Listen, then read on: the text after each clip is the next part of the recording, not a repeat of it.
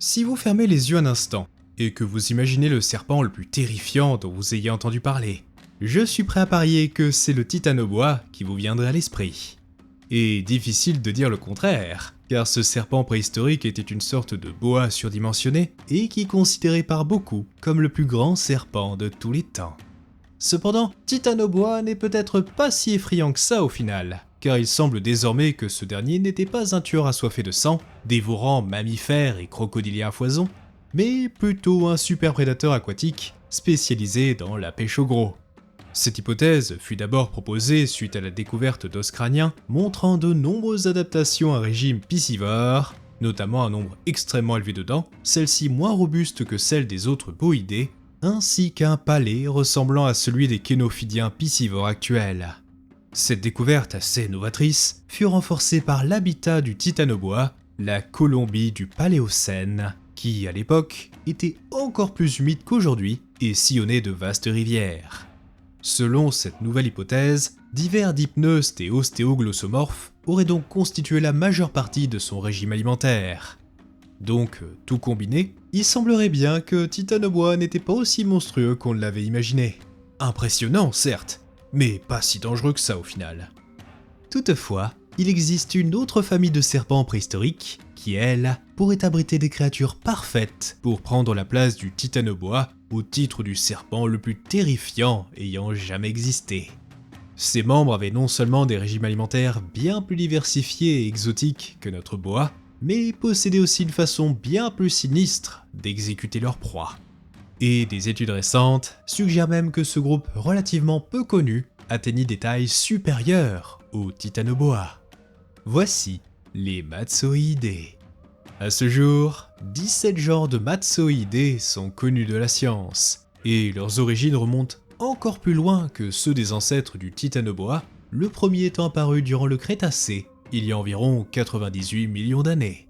On ne sait que très peu de choses sur le premier membre de cette famille, sa découverte ne consistant qu'un seul et unique os. D'ailleurs, à ce jour, il est encore non identifié et sans nom officiel. Tout ce que je peux vous dire est qu'il fut découvert au Soudan, suggérant que cette famille serait apparue en Afrique. Toutefois, ces serpents ne perdirent pas de temps, car avant même la fin du Crétacé, les Matsoïdés avaient déjà établi une aire de répartition assez large, avec plusieurs espèces présentes en Europe, en Asie et en Australie. Ces serpents préhistoriques étaient d'ailleurs assez diversifiés, et ce non seulement en termes d'habitat, mais aussi de taille. Certains, comme l'Alamitophis, étaient assez petits, ne mesurant que 80 cm, tandis que d'autres, comme le Sanagé, étaient bien plus grands, atteignant potentiellement plus de 3,50 m, comparable au plus grand serpent brun royal connu. Vous savez, la petite saleté qu'on a vue ensemble dans l'épisode sur les venins. Pas mal certes, mais ces premiers Matsoïdés n'étaient pas encore les maîtres de leur environnement, vivant encore dans l'ombre des dinosaures, et parfois même des grands ptérosaures. Pour survivre, ces serpents adoptèrent des régimes opportunistes, se nourrissant de tout ce qui passait à leur portée. Ce qui d'ailleurs incluait parfois des dinosaures, comme le démontre un spécimen de Sanagé absolument fascinant, montrant le serpent en train de dévorer ce qui semblait être un bébé titanosaure. Mais outre les dinosaures de temps en temps, le régime devait plutôt être constitué de petits reptiles, mammifères, oiseaux et poissons selon leur environnement. Cependant, même s'ils n'avaient pas encore atteint leur plein potentiel, ils utilisaient déjà une caractéristique qui les rendait bien plus brutaux que n'importe quel autre serpent. Leur mâchoire. Comme le titanoboa et ses cousins, les Matsoïdés étaient aussi des constricteurs, utilisant de puissants muscles pour comprimer leur proie, ce qui est d'ailleurs la raison pour laquelle ils furent initialement classés comme une sous-famille de boa. Mais il existait une différence fondamentale entre ces deux familles, car le crâne des Matsoïdés était bien plus primitif, celui-ci à la fois moins flexible et moins large que celui des boas. Ceci amena les paléontologues à suggérer qu'ils ne pouvaient tout simplement pas avaler leur proie entière. Alors, votre première réaction est peut-être de vous dire que c'est plutôt une bonne nouvelle, que si un serpent ne peut pas avaler certaines proies, ça veut dire qu'il ne se contentait que de petits animaux. Eh bien, pas vraiment. Car déjà, ils pouvaient quand même capturer et tuer des proies assez conséquentes grâce à leurs puissants muscles constricteurs. Après tout, un boa constrictor d'à peine 3 mètres a littéralement failli tuer un de mes amis, et nous allons voir que certains matsoïdés dépassaient largement cette taille. Mais le pire, c'est que pour dévorer une malheureuse victime, trop grande pour être avalée d'un coup, ils utilisaient simplement leurs dents et leurs mâchoires pour la déchiqueter en morceaux, tournant et se tordant peut-être comme des murènes pour arracher des lambeaux de chair. Autant dire que c'est une très vilaine mort. Or, malheureusement pour la faune de l'époque, un tel destin devint de plus en plus difficile à éviter à mesure que le Crétacé avançait, car les matsoïdés atteignirent des tailles de plus en plus impressionnantes à chaque nouveau genre. Ainsi, durant le Mésozoïque, cela culmina avec le Matsoïa, une charmante bestiole dont la famille tira son nom d'ailleurs. Ce colosse peuplait l'Inde et Madagascar durant les derniers jours du Crétacé et atteignait déjà des tailles rivalisant avec les plus grands serpents actuels. Les spécimens indiens semblaient avoir atteint les 5 mètres, soit à peu près la taille du plus grand boa constrictor connu. Mais le Matsoïa de Madagascar pouvait être encore plus grand, atteignant éventuellement les 8 mètres de long, soit autant que les plus grands pitons réticulés connus, le plus long serpent actuel. Avec une telle taille, Matsoïa commençait à montrer à quel point les matsoïdés pouvaient être problématiques, on va dire. Et au sein de son habitat, on pense que pratiquement tous les dinosaures et animaux alentours étaient au menu de ces monstres, du moins au stade de juvénile.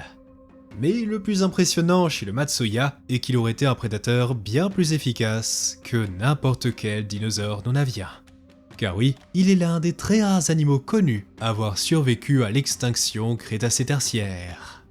Bien que de nombreux grands groupes persistèrent suite à cette catastrophe, il est extrêmement rare de trouver un genre précis ayant vécu à la fois au Mésozoïque et au Cénozoïque. Et c'est d'autant plus inhabituel quand on considère qu'un grand Matsoïa adulte pesait environ 75 kg, soit plus de 3 fois le poids maximum des autres survivants de l'extinction. Sa capacité à traverser un tel événement serait grâce à la robustesse typique des serpents, le fait qu'ils puissent se réfugier dans des endroits difficiles d'accès, ainsi que son métabolisme extrêmement lent, lui permettant de se passer de nourriture pendant peut-être plus d'1 an. Or, avec un monde débarrassé des dinosaures non aviens, plus rien ne pouvait empêcher le Matsoïa d'emmener sa famille vers de nouveaux sommets. À l'aube de l'Éocène, 10 millions d'années après la fin du Crétacé, ce serpent avait réussi à s'étendre aussi loin que l'Amérique du Sud et avait littéralement explosé en termes de taille, avec notamment des spécimens argentins estimés à environ 10 mètres de long, faisant de lui le plus long prédateur terrestre de son époque. Avec de telles mensurations, beaucoup de paléontologues pensent que les Matsoïa étaient des super prédateurs, terrorisant une grande variété de crocodilomorphes et de mammifères, dont divers xénartres, chevaux primitifs et même des primates. Mais bien qu'il fût l'un des plus grands serpents connus de la science, Matsoïa ne serait pas le membre le plus colossal de cette famille, même s'il aurait pu être son ancêtre direct.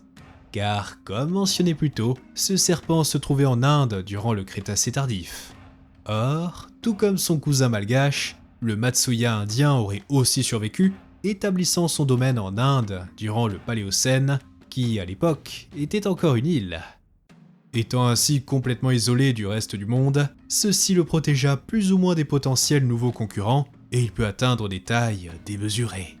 Ceci, combiné au fait que la Terre était bien plus chaude au début du Cénozoïque par rapport à aujourd'hui, permit aux reptiles de reconquérir le monde.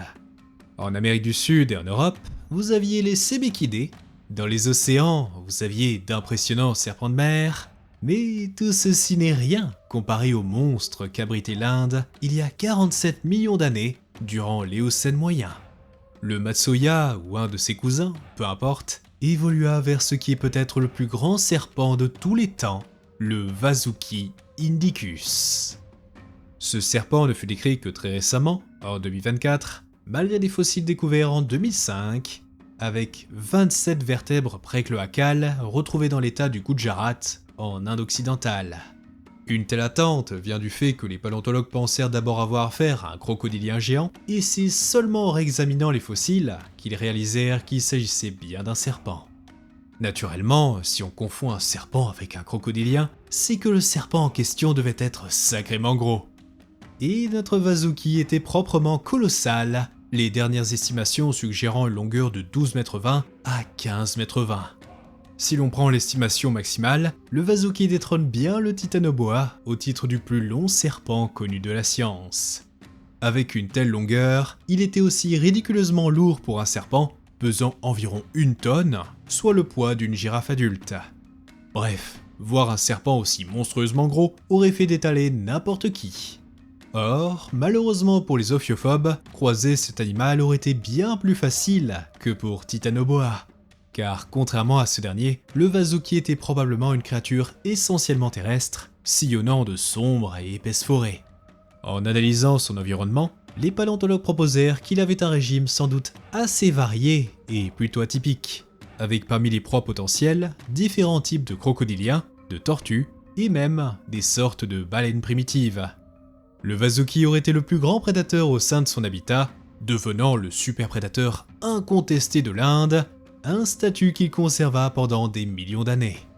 Mais heureusement pour l'étrange faune indienne, le Vasuki finit par disparaître à la fin de l'Éocène.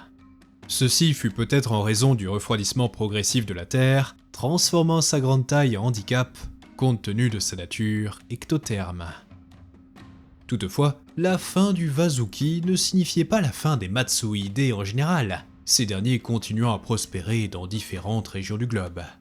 Et il se trouve qu'un endroit en particulier devint un véritable paradis pour ces derniers. Cette bonne vieille Australia, mate! Ceci n'est peut-être pas surprenant au vu du climat général de l'endroit, ainsi que de la proportion d'animaux peu fréquentables. Donc naturellement, durant le Cénozoïque, de nombreux Matsoïdés y firent leur apparition, et ce, même longtemps après la disparition du Vasuki. À vrai dire, l'Australie était tellement parfaite pour ces serpents que 2 genres de grande taille évoluèrent pratiquement au même moment. Le plus ancien des deux était le Yurlungur, étant apparu pour la première fois à la toute fin de l'Oligocène, il y a 23 millions d'années, et habitait la région du Queensland. Bien qu'il fût loin d'être aussi grand que le Vasuki, ce serpent restait tout de même assez impressionnant, mesurant plus de 6 mètres, et aurait conservé cette fâcheuse tendance qu'avaient les Matsoïdés à déchiqueter leur proie. De plus, il semble avoir été un serpent entièrement terrestre, se nourrissant d'un mix de marsupiaux et de reptiles, incluant potentiellement un autre de ses semblables, le Wonambi, le second grand Matsoïdé australien. Le Wonambi était un peu plus petit, et donc plus vulnérable, avec des adultes n'atteignant que 6 mètres au maximum, même si c'est déjà sacrément grand pour un serpent. Or, cette taille plus modeste s'avéra être un atout au final, jouant probablement un rôle dans sa très longue durée d'existence. En effet, tandis que le climat devenait toujours plus froid et sec, le Yurlungur disparut progressivement d'Australie, son habitat ne pouvant plus supporter sa taille, et il s'éteignit finalement il y a 11,6 millions d'années. Avec sa disparition, le Wonambi devint le dernier survivant, le dernier Matsoïdé au monde, l'âge de glace ayant fait des ravages chez les reptiles. Mais Wonambi n'allait pas disparaître de sitôt, parvenant à prospérer pendant encore plus de 10 millions d'années. Les fossiles de ce serpent révélèrent qu'il s'adapta pour vivre dans des régions fraîches et arides, se postant près des points d'eau et attendant que des proies imprudentes viennent s'abreuver. Ce grand serpent était sans aucun doute un prédateur redoutable, mais il vivait au sein d'écosystèmes impitoyables, coexistant avec la célèbre mégafaune australienne. Celle-ci composée d'oiseaux géants, de wombats de la taille d'une voiture, de lions marsupiaux et de varans sous stéroïdes. Et pourtant, malgré de tels adversaires, le Wonambi parvint à subsister et demeura l'un des prédateurs iconiques d'Australie jusqu'au Pléistocène tardif, soit une existence de près de 23 millions d'années, montrant une fois de plus l'efficacité des Matsoïdés. Mais comme toujours, Mère Nature décida de faire des siennes. Le Wonambi et ses compatriotes tinrent bon durant presque tout l'âge de glace, jusqu'au jour où ils rencontrèrent un nouveau prédateur, Homo sapiens. Beaucoup pensent que les aborigènes qui s'installèrent en Australie eurent rapidement raison de la mégafaune, et le Wonambi fut l'un des derniers survivants, s'éteignant vers 12 000 ans avant notre ère. Ceci mit fin à une dynastie vieille de presque 100 millions d'années, une autre victime de la folie des hommes. Et si vous voulez en savoir plus sur des animaux autrement plus mignons, mais qui pourraient connaître le même sort, allez foncer sur le nouvel épisode de Biosphère, et on se dit à la prochaine aux eaux perdues.